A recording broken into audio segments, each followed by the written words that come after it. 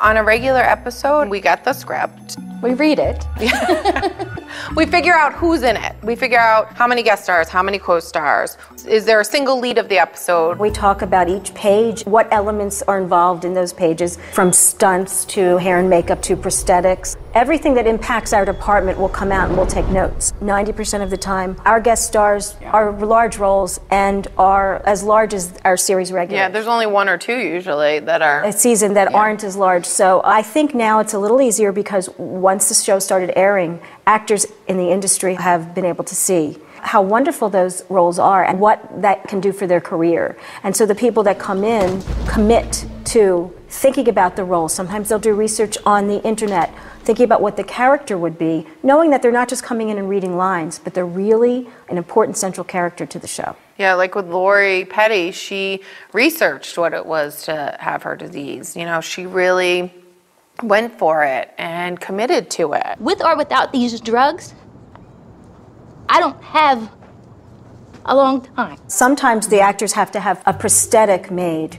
of their head, of their arm, of their chest, and they have to go get dipped, as we call it. Like Pruitt's episode with Pruitt Taylor Vince, he had to be in a fat suit. Well, the fat suit was enormous and it had to have its own air conditioner. One boy, one season, had to have leeches put on his body. And that was a very daunting episode for us to cast because not only did we have to have a very young teenage boy who was a good actor, but we had to say to all of the actors who came in, we are going to be doing this practically. Would you be comfortable with that? It's a lot of weight for them because they have to really commit to the story, whether they're in a bald cap, whether they have something flying off of them, or their eyes are bleeding and they have to go get fitted for contacts for the role. It's a lot. Why aren't you saying anything?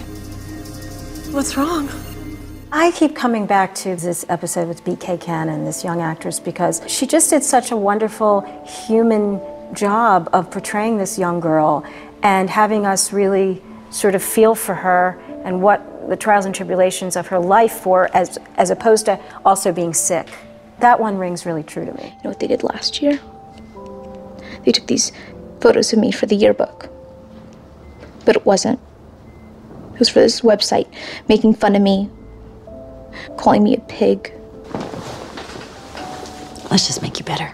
Every year at the beginning of the season, I make a list. I'm like, in my dream world, I will work with these actors.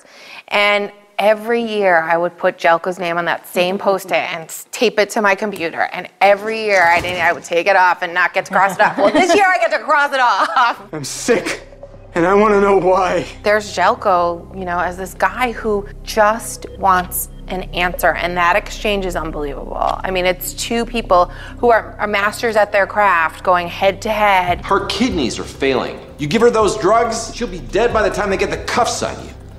I need my answer. If you didn't have Jelko Ivanek there, like, who else would be able to be that skilled of an actor to make that thing come to life? And for me, that was just a dream come true. I think that the addition of Michael Weston in those first couple of episodes was very interesting too. He's amazing, and I just watched those episodes come together and just laughed. I feel like an idiot.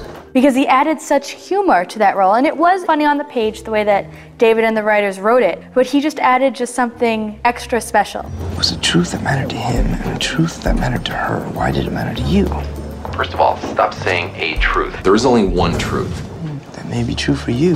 Janelle is a huge Dave Matthews fan, and she was the one who put forth that idea, and it ended up being a wonderful episode. Stephanie's been wanting to work with Mos Def and Jelko Ivanek for many years, and she made those episodes happen. And I got to cast Meatloaf, which makes me happy because I grew up with his music, and Colleen Camp, an actress who I worked with and known for 20 years, ended up playing his wife. And I have to say, when I was a casting associate and I first met Colleen, the last thing I would have said to her is, in 10 or 12 years, I'm going to cast you as the wife of Meatloaf. But how great is that in season 5? You're still with me. Where the hell else am I gonna go?